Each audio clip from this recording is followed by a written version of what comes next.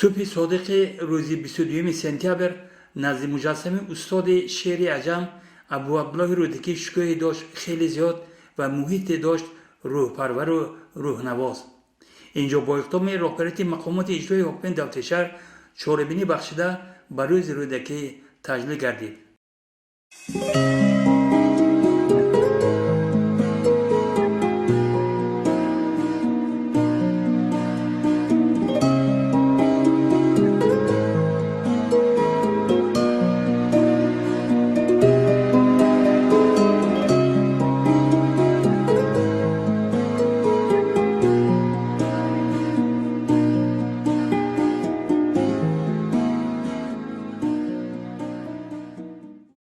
حاضرین گرامی، امروز کل مردم تاجیکستان عزیزمون روز رودکی را جشن میگیرد. جشن گرفتن روز رودکی با افتخار گرامی داشتی اساسگزار ادبیات کلاسیکی تاجیک و فارس ابو عبدالله رودکی می باشد. باعث افتخار میکنیم و باعث سرفرازی است که تحت رهبری اساسگزار صلح و وحدت ملی پیشوای ملت پرزیدنت جمهوری تاجیکستان محترم امام علی رحمان تنها در دوران صاحب استقلالی کشورمان جشن‌های فرخنده ملت، زادروز ابدمردان، زادروز فرزندان فرزانه ملت جشن گرفته می شود و ما امکانیت پیدا کردیم که با حیات و فعالیت شخصان برومند دیار از نزدیک شناس شویم. من از فرصت مناسب استفاده برده همه شمایان را از نام مقامات اجرایی حکومت دولتی شهر پنجکن، از نام رئیس شهر محترم شفیعیان اسلام زیازاده با روز رودکی تبریک و مبارکباد میگویم و همه شمایان صحتمندی سربلندی را آرزو میکنم و حالا با کمال احترام سخن را با رئیس اتفاق نویسندگان در شهر پنجکن محترم دولتشاه طاهری میدیم. مرحبا. ایزید هرگز در نبندد بر تو تا صد جگر به بهترین نقشاید. همین یک بیت عادی، یک بیت به نظر ما خیلی خاکسارانه، ساده، فهما، قریب که نیمه عمر مرا فعالیت ادبی مرا به خود جلب کرده و این حیات خود را من با عبدالله جعفر ابن محمد رودکی بخشیدم. بابای ما، همدیار ما، افتخار ما و با آن همین نام مردم دنیا پنجکن را به زبان میگیرن، ما را به زبان میگیرن، با ما حواسشون میآید، میگن که دختراش زیبا است، جوانها خیلی سرشتکار است، دانشمند است، خردمند است، با آداب است میگویند.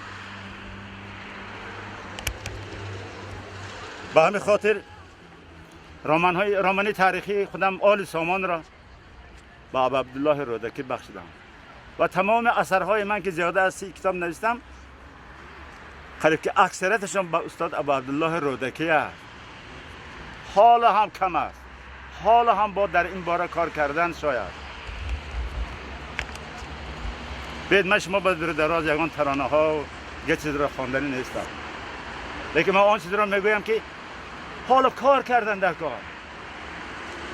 هیچ چیز نه. بیت های استاد زندیات آدم و شعرا یزدان پاک شعر شاعری ابو عبدالله رودکی را در کوچه های شهر آویزه کرد، شعار کرد.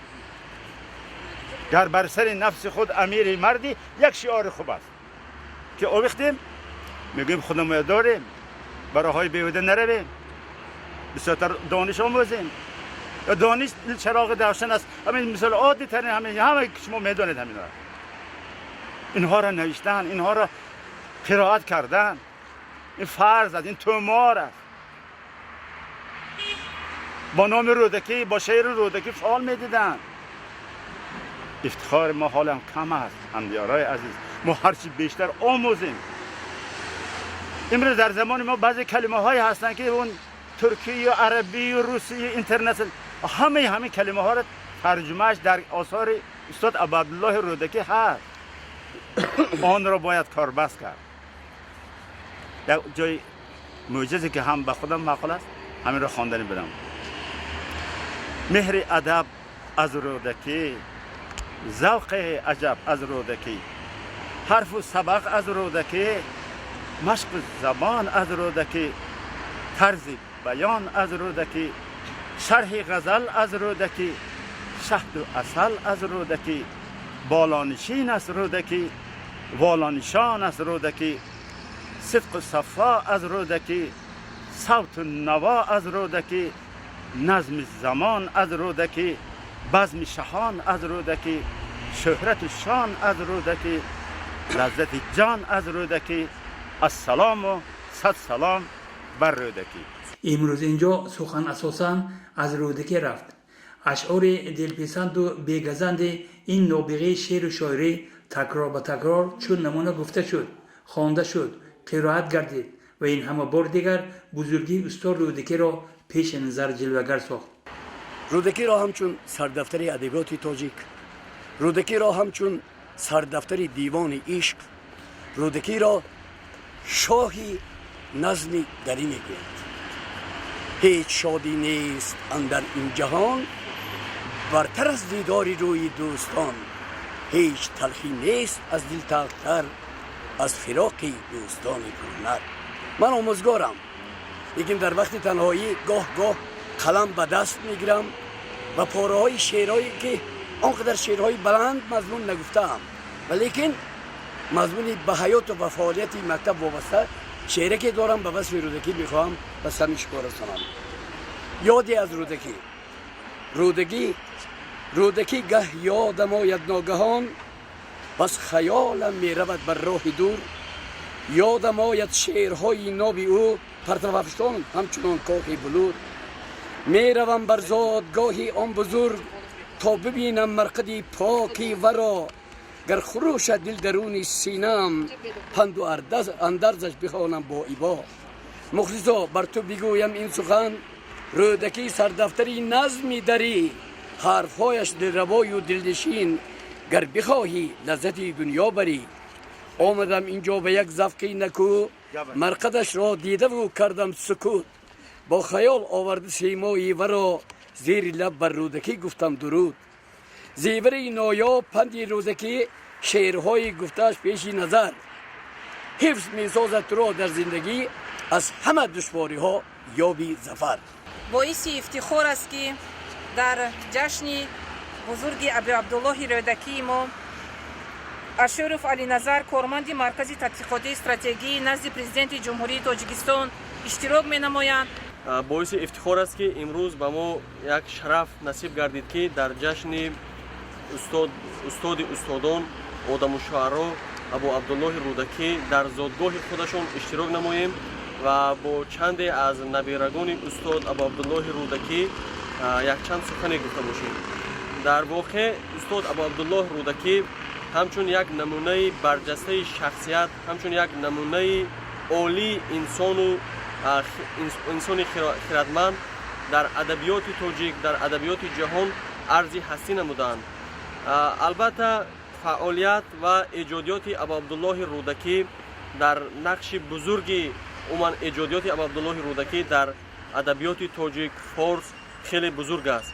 محض همون ایجادیات و آفرینش ابو عبدالله رودکی بود که امروز در دایره های گوناگون فکری عموما در دایره ادبیات جهان، در دایره ادبیات فارس و تاجیک استاد ابو عبدالله رودکی همچون اساسگذاری سردفتر ادبیات فارس و تاجیک اعتراف گردیدند و امروز هزارها اثرها، هزارها نمونه های شعری در پیروی به ایجادیات ابو عبدالله رودکی از جانب شاعران، نویسندگان و دایره های گوناگون فکری ایجاد می‌گردند.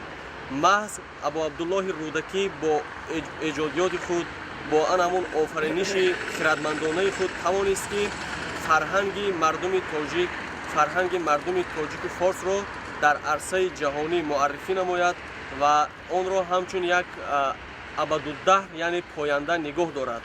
در واقع امروز برای هر یک از ما افتخار است که ما همچون نسل ها، همچون یک نبیرگان استاد رودکی در شهر پنجکین قرار داریم و همه ساله در روز تجلیل عموما سالگرد ابو عبدالله رودکی اشتراک می نماییم و در پیروی به اشعار ابو عبدالله رودکی شعرها می خونیم و در وصف استاد ابو عبدالله رودکی یک قطار یعنی ایجادیات ها رو به سامون می رسونیم. дар воқеъ то чанде ки мо дар пайравӣ ба устод абу абдуллоҳи рӯдакӣ дар васфи эҷодиёти абу абдуллоҳи рӯдакӣ чандин суханҳо, чандин китобҳо, чандин намунаи ашъоре ҳам ба вуҷуд биёрем, иншо намоем, ҳам кам аст.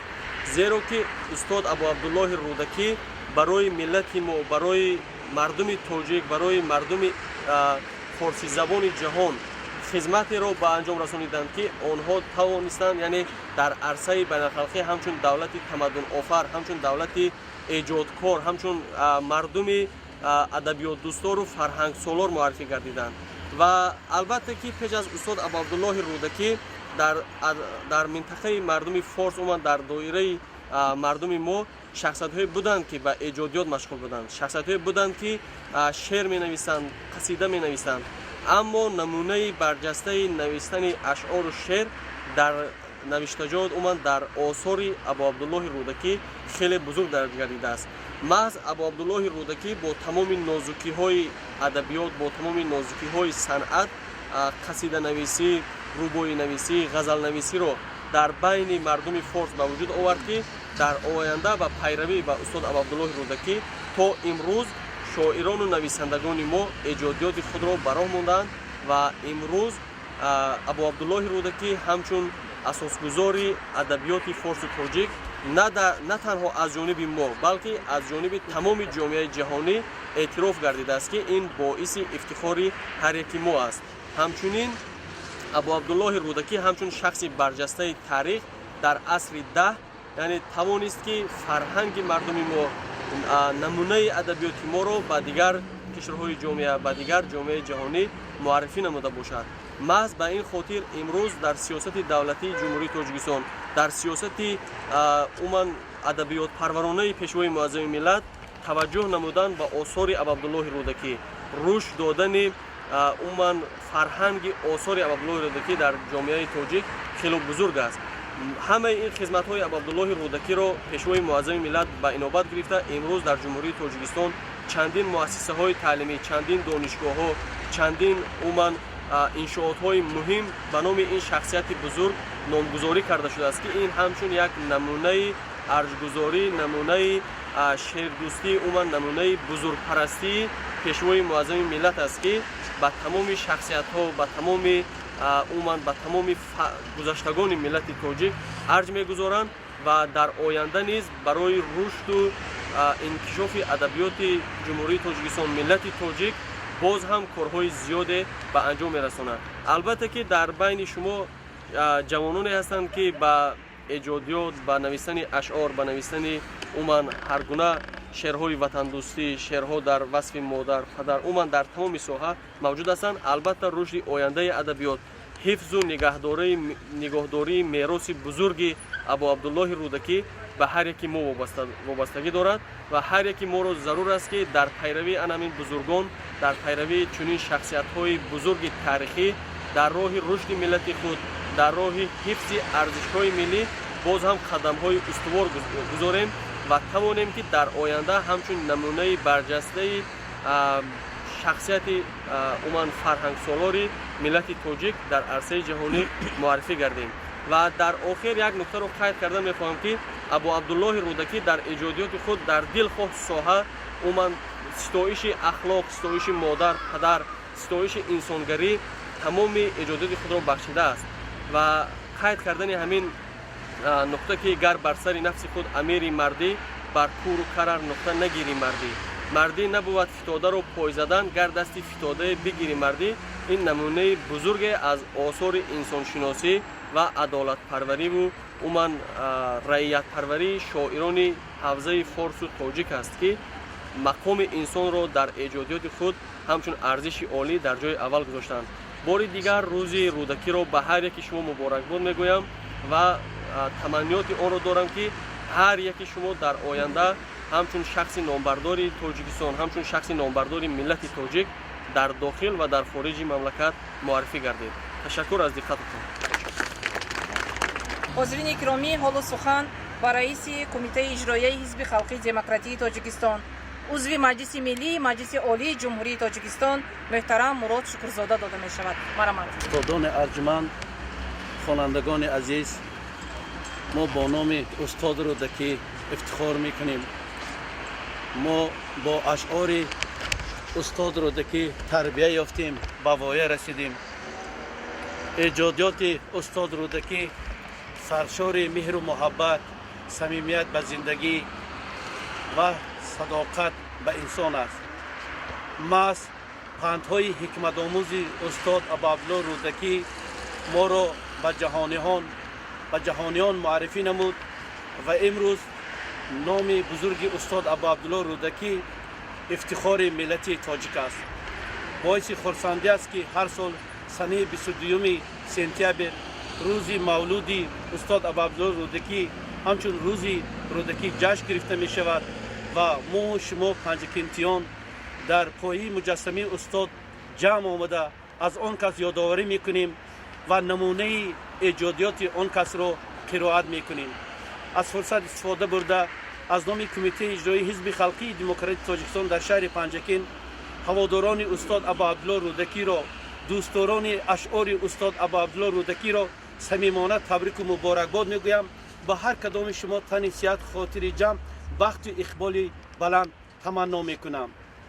چو شعر رودکی زیباست، چو موسیقی فرح افساس، در عالم از همه شیرین زبان مادری ما. عیدتان مبارک باشد. قرائت پارچه‌های شعری از اشعار ناتکرار رودکی قسمت دیگری چاربینی بود و آن تکرارا از مهر و اخلاص و احترام اعتقاد طالب علمان و فرزند دهه پنجرود ابوعبدالله رودکی بود. تا جهان با از سر آدم فراز، کس نبود از راه دانش به نیاز. مردمان بیخرد اندر فراق یکدیگر، گرد کردند و گرامی داشتند، تا بسند اندر همه کاشتند. دانش اندر دل چراغ رفشن است، و از همه بد بر تن تو جفشن است. هر باد که سوی بخارا به من آید، با بوی گل و مشک و نسیم سمن آید. بر هر زن و هر مرد کجا بروزد آن باد، گوی مگر آن باد همه از خوتن آید. نه زی خوتن باد چونین خوش نوزد هیچ، کان باد همه از بر معشوق من آید. ای ترک کمر بسته چنانم ز فراقت، گویند قبای تو مرا پیرهن آید. هر شب نگرانم به یمن تا تو برآیی، زیرا که سهیلی و سهیل از یمن آید. کوشم که بپوشم صنم و نام تو از خلق، تا نام تو کم در دهن انجمن آید. با هر که سخن گویم اگر خواهم و گر نه، اول سخنم نام تو اندر دهن آید. شاد زی با سیه چشمان شاد، که جهان نیست جز فسانه و باد. زاماده شادمان می باید بود، بز گذشته نکرد باید یاد. من و آن جدموی غالیه بوی، من و آن مهروی هر نژاد. نیکبخت آن که بداد و بخورد، شوربخت آن که او نخورد و نداد. باد و ابر است این جهان افسوس، باده پیشار هرچی بادا باد. به روی تو خورشید جهان سوز مباد، هم به تو چراغ عالم افروز مباد. با وصل تو کس چو من بدآموز مباد، روزی که تو را نبینم آن روز مباد. با وصل تو کس چو من بدآموز مباد، روزی که تو را نبینم آن روز مباد. نامت شنوم دل زی فرح زنده شوم، حالی من از اقبال تو فرخنده شوم.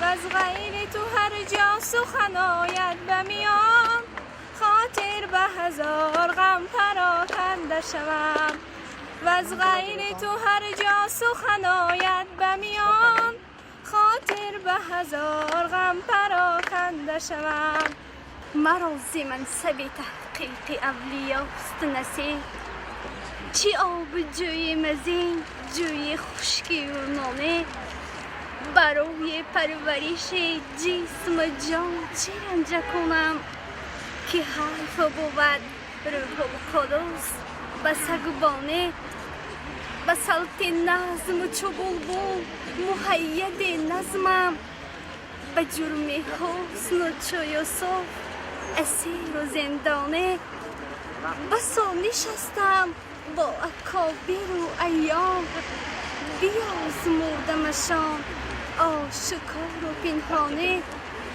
نخواستم ز تمنا مگر که دستوره نیافتم ز عطاها مگر پشیمانه هر باد که از سوی بخارا به من آید با بوی گل و مشک و نسیمی سمن آید بر هر زن و هر مرد کجا بروزد آن باد گوی مگر آن باد همه از ختن آید نه زی ختن باد چنین خوش نوزد هیچ کن باد همه از بر معشوق من آید در روز رودکی خرسال نیز نتوانست خاموش باشد. ابیره استاد رودکی جانی ما اشتراکچی فعال آزمونی فروغ صبح دانایی کتاب است که سال گذشته اشتراکچی فعال بود، سال جاری نیز اشتراکچی فعال از زادروز دارد. من از نام همه شمایان رودکی را با زادروزش تبریک میگویم و خواهش میکنم که شعر دوست داشته خود را قرائت نماید.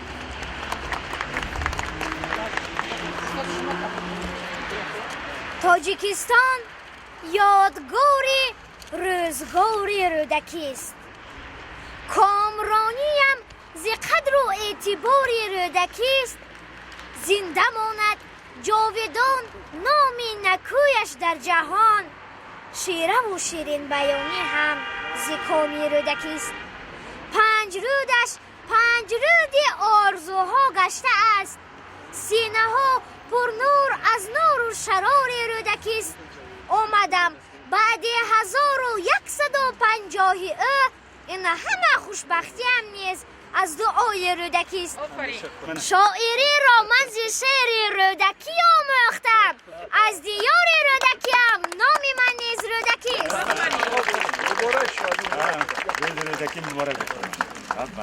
مبارک شود نخست سلام به همه شما شاگردان و پیروان استاد بزرگوار رودکی.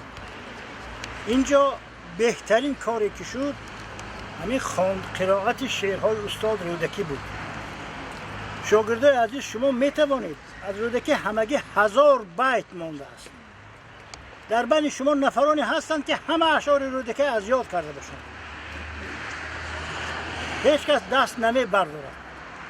من امیدوار هستم که در جشن آینده روز رودکی نفرای پیدا میشن که همین 1000 بیت از یاد میکنند. یعنی احترام ما، افتخار ما از نام رودکی دانستن و از یاد کردن و پیروی کردن به رودکی است. اشعار رودکی دانستن. به همین خاطر کمیته اجرایی حزب خلق دموکراتی تاجیکستان در شهر پنجکین تصمیم گرفت که به نفرایی که از رودکی شعر قرائت کردند یک کتاب ارزشمند درباره تاریخ سرعزم که آغازگاه رودکی است تقدیم نماید. من حالا از رئیس محترم کمیته اجرایی حزب خلق دموکراتی تاجیکستان در شهر پنجکین، عضو مجلس ملی مجلس عالی جمهوری تاجیکستان مراد شکرزاده و مهمان عزیز خواهش میکنم که همین کتاب‌های به همین شاگردان سپارم و برای رودکی که زادروزش است کمیته اجرایی یک بسته تحفه تیار کرده است و حالا ما همراه رودکی به کمیته اجرایی میریم و اون تحفه های میسپاریم. تبریک مبارک شود شما.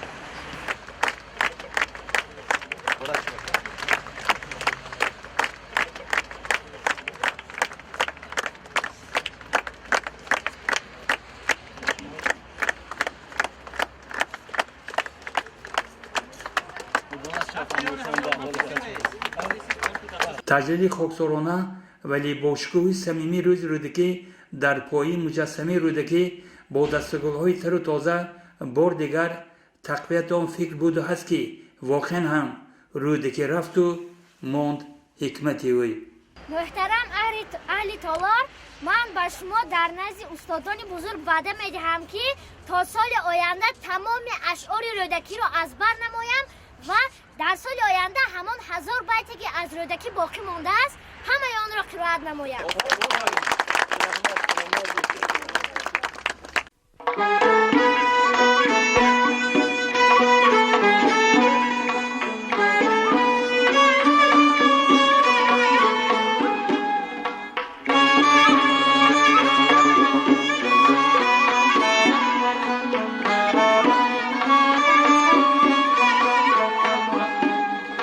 زمیری رودکی کاوی سخن بود، کلامش ثروت و گنجی وطن بود. ادوگر گوهری چشمش ربودی، ولی شعرش چراغی انجمن بود. ولی شعرش چراغی انجمن بود.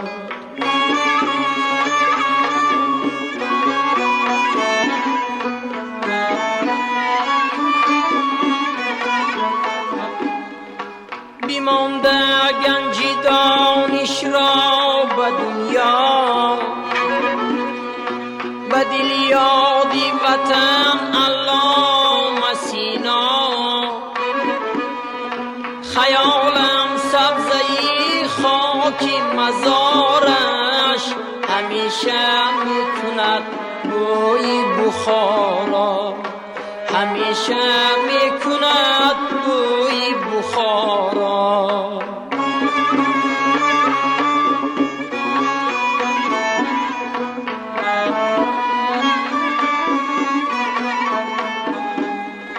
زی عشقی تهمین دنیا پوری آب، فیغانش میرسد بر گوشی مهتاب. دلش در سینش دریای خون شد، زی تیغ رستم از مرگ سهراب.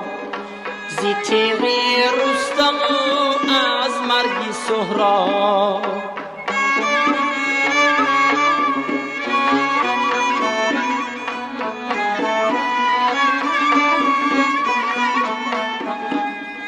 زی شعری حضرتی خیام مستم،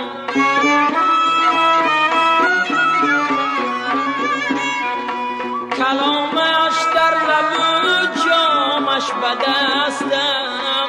به دیر سینه من آتشی شعر فروزان است و من آتش پرستم. فروزان است و من آتش پرستم. فروزان است و من آتش پرستم.